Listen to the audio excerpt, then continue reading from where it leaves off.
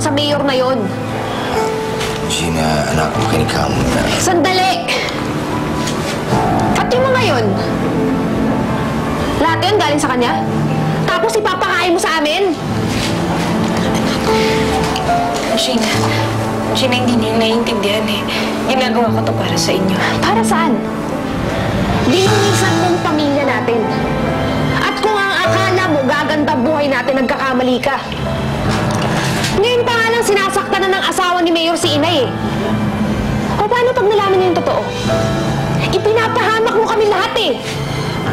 Tama na anak, nandyan na yan. Anong nandyan na yan? Itigil niyo yung pagkabit dun sa Mayor na yun, mananahimik ang buhay natin. Ayoko lang na mapahama kayo. Mapahamak? Ayaw mo kami mapahamak? Eh, napapahamak na kami nung ngayon eh. Ano ba pinagkaiba nun, ha?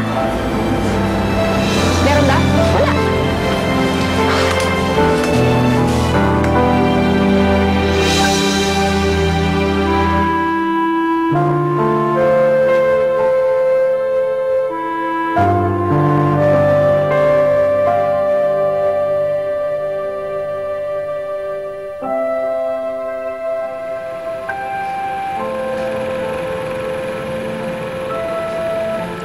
Joanna, gising. Ano ba?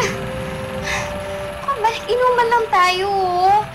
Virgin ka pa sa akin. Kita mo nga, nakabihis pa tayo.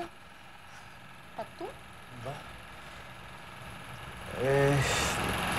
Siyensya ka na, ha? Tsaka, salamat nga pala kagabi. Mauna na siguro ako. Wala ako na umalis. Teka, saan ka pupunta? Sa burol. Teka, hintayin mo ko. Sasama ako.